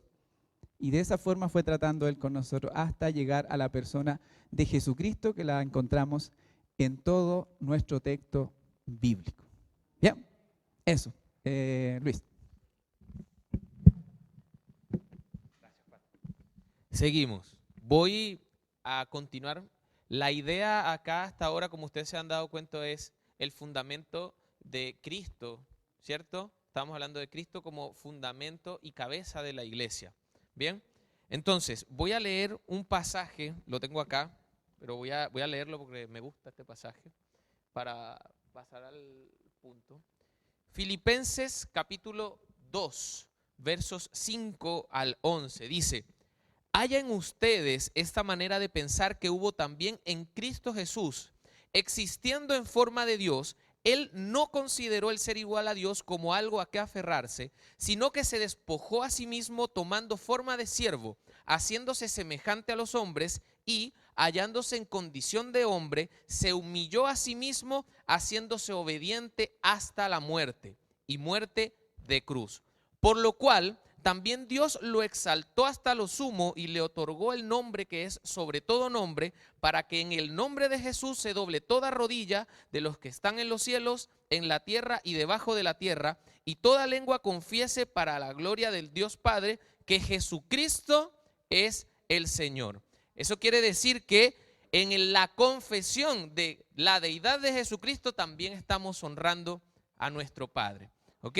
Todo el acto que nosotros acabamos de leer acá, en un momento la iglesia, al cimentar el eje doctrinal ortodoxo, lo llamó kenosis. No sé si alguna vez había escuchado este término. La kenosis de Cristo se entiende como el acto del vaciamiento o el acto del despojo de la situación de deidad o del estado de glorificación en el que se encontraba Cristo en la época para nosotros los seres humanos del Antiguo Testamento. Bien, lo que estaba hablando Patricia hasta hace un momento. Cristo para nuestra cronología humana en la época del Antiguo Testamento estaba glorificado en un estado de gloria. Pero como lo acabamos de leer acá en Filipenses, Cristo se despoja de ese estado de glorificación, se despoja, se lo quita él mismo. Nadie se lo quita.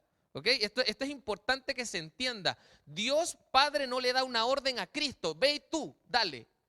No, dice, se despojó de sí mismo, siendo en forma de Dios, y se humilló hacia lo sumo, se vació. ¿Ok? Como lo leemos o lo podemos entender en Juan, este logos, que era desde el principio en el Padre, ¿bien? Se hace carne. Esto se entiende como kenosis. Este es el proceso de la kenosis, ¿ya? Jesús se vacía. Ahora, en este acto de vaciamiento, como nosotros les estamos hablando, Él viene a cumplir una obra que nosotros le entendemos como la obra mesiánica de Cristo. Bien, por eso es el Mesías, porque viene a cumplir con un mandato en este caso, bien, y nosotros podemos evidenciar, ¿ok?, la narrativa de la kenosis de Cristo en los evangelios. Lo hemos mencionado hace un ratito. Somos cristianos evangélicos, ¿ya? Cristiano evangélico porque creemos en los evangelios. O sea, como no, el cristiano católico también cree en los evangelios, le guste o no, ¿ya? Ahora, esta idea de toda la obra, toda la narrativa de la obra de Cristo en la tierra se ve de alguna u otra forma reflejada en los distintos objetivos de cada uno de los evangelios que tenemos. Bien, en algún momento alguien decía, pero es que, claro, la Biblia nos presenta cosas y contradicciones. Hay puntos. En este caso tenemos 4 personas que no todas caminaron con el Señor, pero recopilaron de alguna u otra forma las evidencias de las obras de Cristo en la tierra, siendo, por ejemplo, Mateo, y yo les voy a pedir acá a alguien que vaya buscando Mateo 20:28, otro por favor que vaya teniendo Marcos 10:45, Lucas 2:52 y Juan 1:14. Bien, en este caso Mateo presenta la narrativa de Cristo como el rey siervo. Por favor, alguien que me lea el pasaje.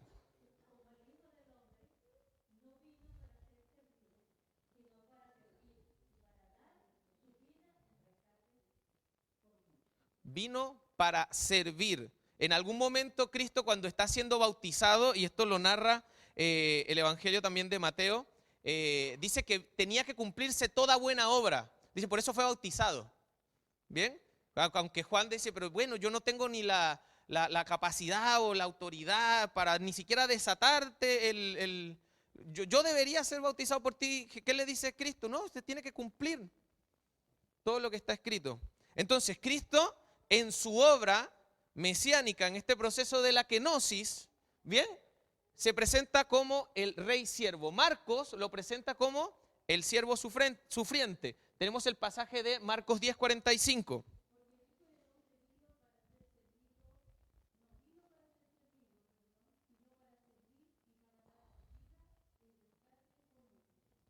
no vino para ser servido, sino y para dar su vida en rescate por muchos. Bien, esto es importante porque entendemos, y Pablo lo habla luego, como el misterio, ¿cierto?, de Cristo, que ahora a nosotros se nos fue revelado. Esto, la idea no fue que venía a centrarse en un grupo en específico cerrado, sino que abre la posibilidad de la salvación en la pasión de Cristo para toda la humanidad. Luego Lucas lo presenta como el Salvador humano. Bien, esta idea de que Dios es, en este caso en la figura de Cristo, es 100% Dios, pero también es 100% hombre. Tenemos el pasaje en Lucas capítulo 2, versículo 52. Lucas 2, 52.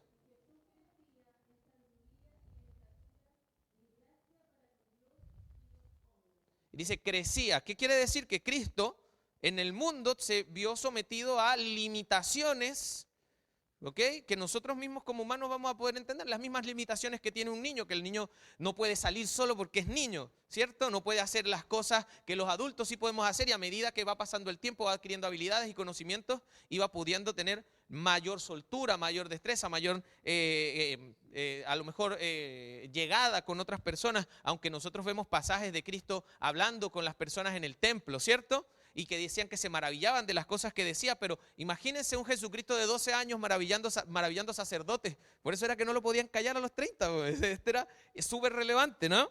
Ahora, en Juan, como lo hemos leído, presentan al Logos de Dios, a la palabra de Dios hecha carne, ¿bien? Y tenemos el pasaje en Juan capítulo 1, verso 14.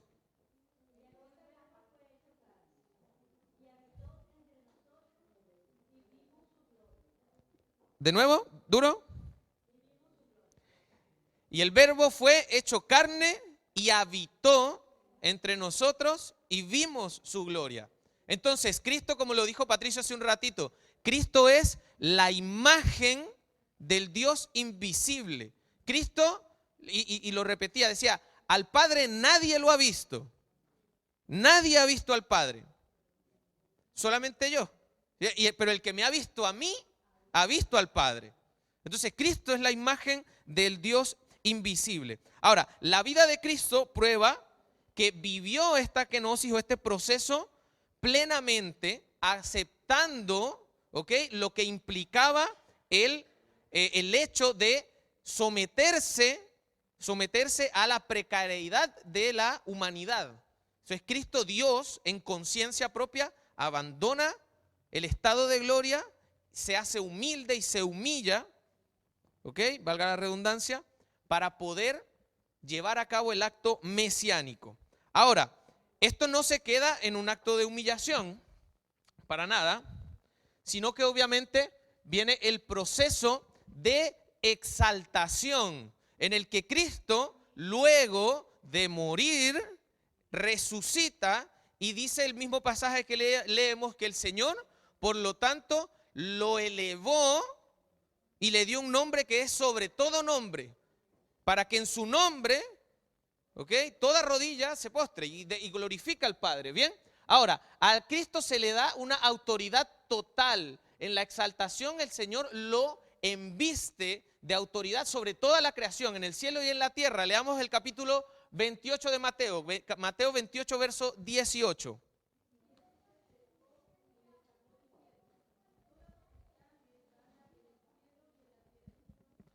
Toda potestad me es dada en el cielo y en la tierra. Bien, en este sentido nosotros podemos entender que Cristo es investido de esta autoridad y pasa a ser la piedra angular del fundamento de la iglesia. Bien, en la autoridad de Cristo, porque esto es relevante entender que nosotros creemos en el Señor y en sus enseñanzas postreras a su exaltación. Pero todo lo que enseñó Cristo fue previo a la exaltación. Esto es relevante. Las enseñanzas de Cristo no podían ser después de la exaltación. Si hubiese venido Dios, y tenemos que pensarlo bajo esta lógica, por eso es importante entender el hecho de que Dios se vacía en la humanidad, ¿ya? Porque si Dios venía en autoridad y poder a predicar, nosotros decimos, es imposible que yo pueda ver a este Dios perfecto, eterno, poderoso, sin ningún tipo de defecto o de incapacidad. Yo no me puedo comparar con ese Dios, ¿cierto? Por lo tanto, Cristo tiene que humillarse y yo digo, ok, a lo mejor no voy a ser igualito porque no me sale, ¿ya? Pero es un referente.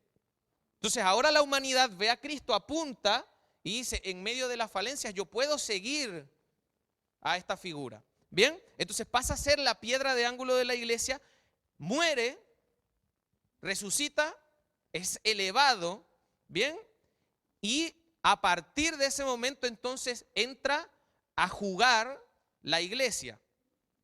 Pero no quiere decir que la figura de Cristo deja de ser relevante para la iglesia, porque Cristo gobierna su iglesia desde el momento 1 hasta el día de hoy, 2000 años después. Bien, ahora, Cristo gobierna de forma viva, de forma eficiente y de forma eficaz su iglesia. Tenemos un pasaje en Colosenses capítulo 1, verso 18. Colosenses 1, 18. La pregunta aquí es, ¿cómo ejerce Cristo su liderazgo hoy? Colosenses 1, 18, que lo tienen por ahí.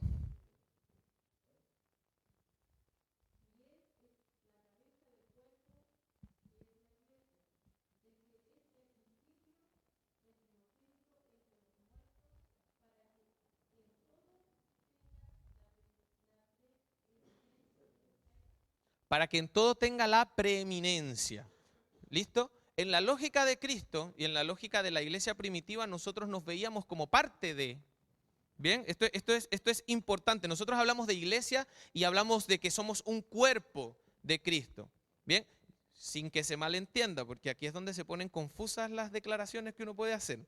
¿Ya? Cristo es la cabeza de la iglesia.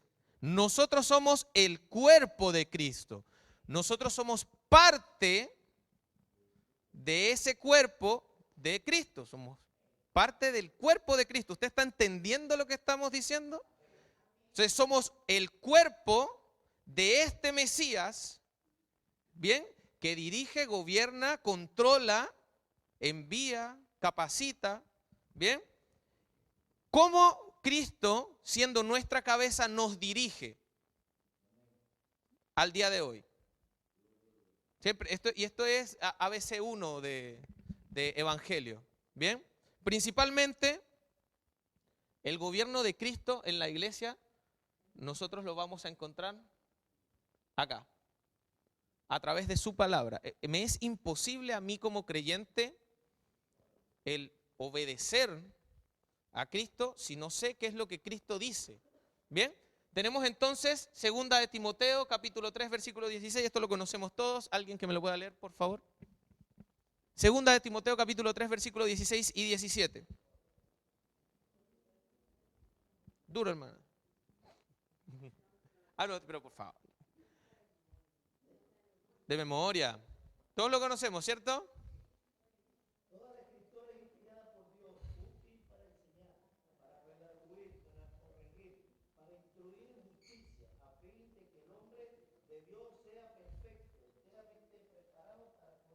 Enteramente preparado para toda buena obra. Y me interesa esa parte. Y porque nosotros subestimamos esta lógica. Cuando nosotros leemos este pasaje, decimos muchísimo, toda la escritura es inspirada por Dios. Y es útil para esto, para esto, para esto. Pero ¿para qué? Para que la idea de que la palabra de Dios exista es que usted y yo podamos ser instruidos, ¿cierto? Y podamos acercarnos lo más posible a la plenitud de Cristo. Dice, porque nos vamos transformando, el Señor va a ir perfeccionando su obra hasta el día de Cristo. Entonces, todos los días yo debería, lógicamente, parecerme un poco más a la cabeza. Usted conoce lo que es, lo hablábamos hace un tiempo. Para nosotros los creyentes debería poder ser natural el ejercer, valga la redundancia, el ejercicio de la palabra, el llevar a cabo el ejercicio de la palabra, como un acto reflejo. ¿Qué pasa si usted se sienta en una silla y le pegan un golpecito chiquitito en la rodilla? ¿Cierto? Le dan en la rodillita y usted hace así. ¿Cierto? Para el creyente, estos movimientos, el llevar a cabo la palabra, el cumplir la palabra debería ser un acto reflejo. Bien, ahora, la segunda forma en la que Cristo ejerce como cabeza de la iglesia al día de hoy es a través de la intervención del Espíritu Santo. ¿Que alguien que me pueda leer Juan 16, 13 y 14?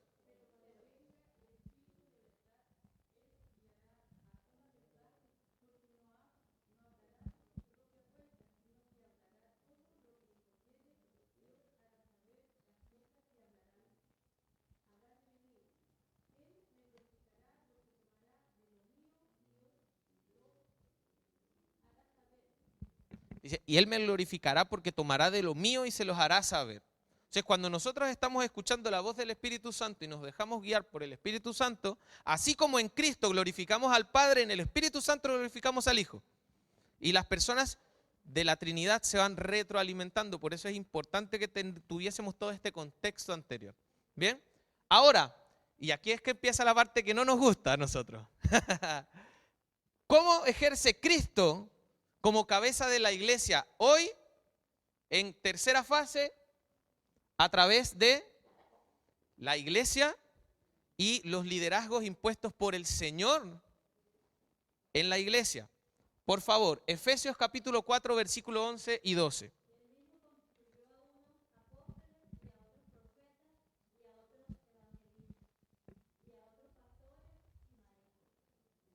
Eso quiere decir que hay personas delegadas por el Señor para administrar, ¿cierto?, la palabra al cuerpo. Si Cristo es la cabeza, hay personas que la cabeza ha designado para que administren la palabra. Y ha el Señor determinado que ejerzan gobierno, ¿ok? Aunque esto no es gobierno de político, de hombre, ¿no? Pero ha el Señor determinado que estas personas puedan administrar la palabra para el perfeccionamiento de cada uno de los santos de Dios en la iglesia. La lógica es, el Señor estableció estos liderazgos. Yo tengo que poder dejarme permear de lo que las personas que el Señor ha establecido van a ministrar. No quiere decir que el Señor no me pueda hablar a mí. No quiere decir que yo no debo preocuparme por leer yo la palabra. No quiere decir que no debo preocuparme yo por ser lleno del Espíritu Santo, sino que además de yo leer la palabra, yo buscar la llenura del Espíritu Santo, tengo que preocuparme por tener personas de autoridad, probablemente dentro de la iglesia, porque ninguno de nosotros hemos sido, me disculpan la expresión, pero la digo así, aquí nadie es chivo sin mecate, todos nosotros pertenecemos a una iglesia local. Esto es relevante y dentro de la iglesia local hay autoridades. Tenemos un pastor que el Señor nos ha entregado, porque el pastor a nosotros el Señor nos lo entregó, ¿cierto? Esto no es como que el Señor le entregó esto a una iglesia, no, a nosotros como iglesia nos entregó un pastor que nos pastorea, ¿bien? Y nos permite que nosotros podamos ser permeados por la palabra que el Señor le ha instruido a su mismo, ¿bien? Entonces, el Señor ejerce gobierno sobre la iglesia el día de hoy a través de la palabra, a través del Espíritu Santo, a través de los líderes y delegados, ¿ok? Y además, la relación del cuerpo de la iglesia con la cabeza de Cristo tiene que irse midiendo. Yo la voy a poder ir tanteando a través de puntos como la subordinación y sumisión. ¿A quién? A Cristo. Ojo, subordinación y sumisión. ¿A quién? A Cristo. Por favor. Tenemos Efesios capítulo 5, 24. Pasa palabra.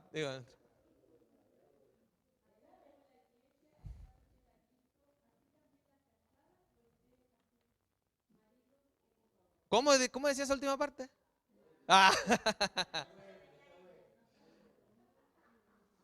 Esto es relevante. Esto es relevante no porque vaya a hablar de este tema, ¿no? Pero en un constante, y lo hemos hablado, en un constante la iglesia está llamada a sujeción los unos a los otros. ¿Bien? Sujeción los unos a los otros en amor.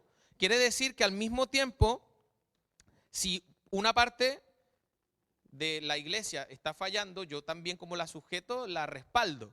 Bien, y por eso vienen los otros puntos. Viene el crecimiento y conexión orgánica y la unidad e identidad de la iglesia. Y es importante el tema de la unidad e identidad porque por alguna razón nosotros nos llamamos hermanos, ¿cierto?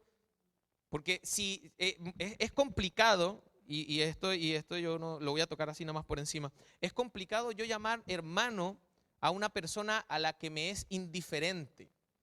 Yo no puedo llamar hermano a una persona y ser indiferente. La Biblia no me llama a esto, no me llama a la indiferencia, sino a la unidad, a la preocupación. Esto es importante, Bien, leamos por favor, en este caso, Colosenses capítulo 2, versículo 19.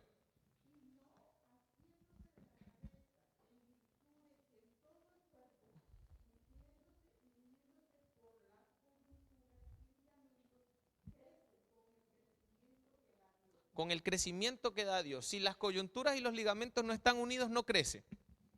Si usted se cortara mañana un dedito, ¿usted cree que ese dedito sigue creciendo con usted? No. Si usted se corta el pelo, usted va mañana, todos los hombres nos cortamos el pelo, algunos nos cortamos más el pelo que otros. Pero si yo mañana voy y me corto el pelo, ¿cuál es el pelo que sigue creciendo? ¿El que yo tengo en la cabeza o el que se queda con el barbero? Que está en la cabeza, ¿cierto? Quiere decir que para que haya crecimiento tienen que estar unidas. No puede haber crecimiento si no hay unidad dentro de la iglesia. ¿Bien? Se nos fue, por favor, hermano, deje el saboteo. Ya, ahora, estamos terminando esta parte, pero no menos importante, ¿ok? Estamos acá, gobierno de Cristo en la iglesia. Acá. La consumación del señorío de Cristo, ¿ok? La consumación del señorío y del gobierno de Cristo, porque quiero que entendamos que todo lo que nosotros estamos viendo acá, Cristo gobernando en su iglesia hoy, Cristo como fundamento, todo lo que nosotros hablamos, y Cristo en su gobernanza de iglesia, para con la iglesia, está vigente al día de hoy y desde el día 1 en que Cristo ascendió. ¿Bien? Ahora, nosotros tenemos una ventaja espectacular en la Biblia y es que nosotros tenemos un libro al final, ¿cierto? Que es el libro de las revelaciones de Jesucristo, que aquí en español lo llamamos Apocalipsis. ¿Bien? Entonces, ¿qué pasa? ¿Qué sucede con esto? Lo tengo para acá. Aquí está. Que en la visión bíblica, nosotros lo hemos hablado hace un ratito, para Dios no existe un pasado ni un futuro. Dios vive en un eterno presente. Eso quiere decir que desde el momento en el que el Señor creó, ya Cristo había sido el cordero inmolado, lo dice la palabra, es el cordero que fue inmolado antes de la fundación del mundo. Ya estaba en los propósitos del Señor. Ahora, fíjense, Apocalipsis nos presenta, desde el momento en que yo comienzo con la narración del libro de Apocalipsis, a un Cristo ya victorioso, ya gobernante, ya en autoridad, una obra consumada, completa de la autoridad de Cristo, en un estado de glorificación, ya en un estado de exaltación. Pero, y quiero que prestemos atención a estos pasajes, estamos terminando, el Cordero, ¿bien?, se presenta primeramente como un león. ¿Alguien que me pueda leer acá? Apocalipsis capítulo 5, versículos 5 y 6.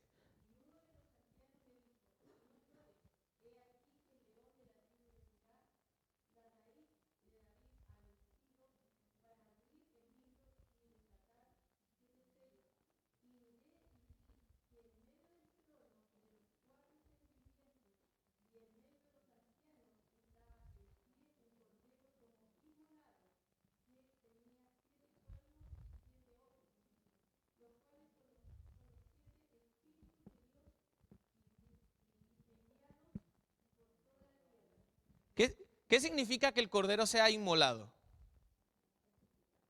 Ya fue sacrificado, ¿cierto? Entonces, ¿cuál es la visión que está teniendo Juan? A Juan le dice el león que ya venció, ¿cierto? El león ya venció. Le dice el león de la tribu de Judá que ya venció y que tiene esto y que tiene aquello y toda la autoridad y el gobierno. Pero la visión que tiene Juan cuando ve el trono A pesar de que la voz el ángel le está diciendo, el león de Judá venció. ¿Cuál es la visión que tiene Juan? Es la del cordero. Eso que habla en este momento de que en el mismo estado de glorificación de Cristo, no dejan de estar presentes los vínculos de Cristo con lo que hablamos hace un ratito, con la kenosis, con el vaciamiento. Para la glorificación del león de la tribu de Judá y la victoria que tuvo el león de la tribu de Judá, tuvo que haber existido entonces el vaciamiento inicialmente. Esa es la visión que le muestra el ángel a Juan en la visión del Apocalipsis. Bien, ahora, en la visión que está teniendo, también se representa a Cristo alrededor de algunos elementos. ¿Ok? Y esto me parecen que son visiones súper interesantes. Capítulo 1, versículos 13 y 16 de Apocalipsis.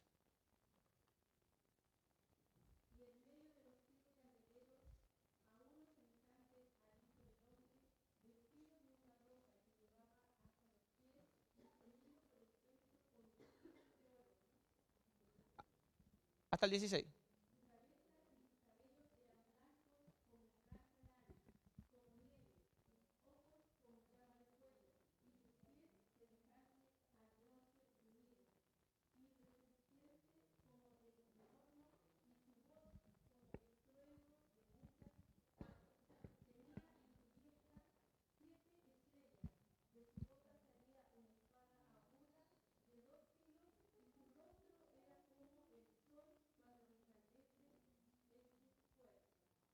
Amén.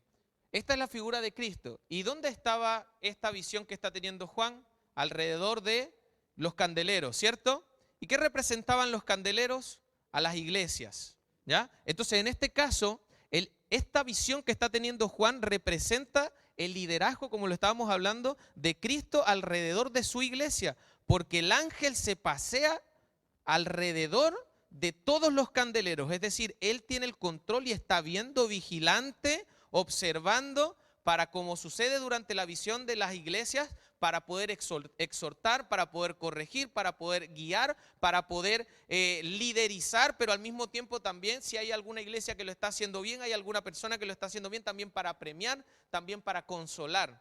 Es decir, Cristo está, durante la visión del Apocalipsis, ya en un estado de glorificación al tanto y preocupado y alrededor y en gobierno y en autoridad de su iglesia.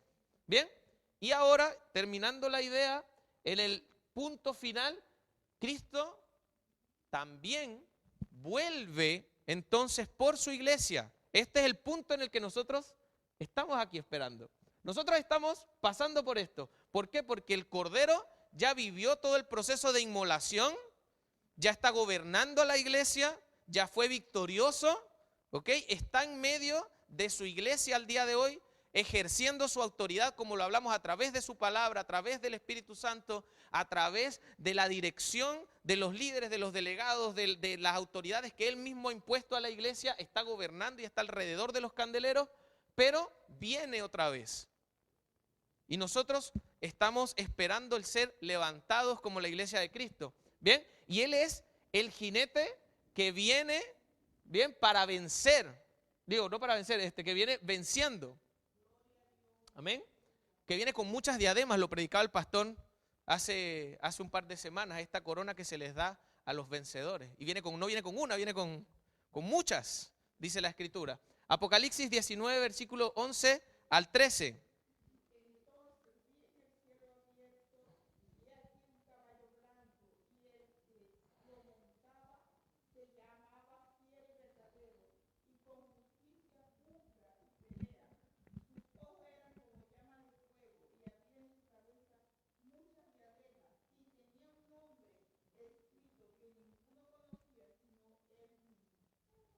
El fiel y verdadero, dice la palabra.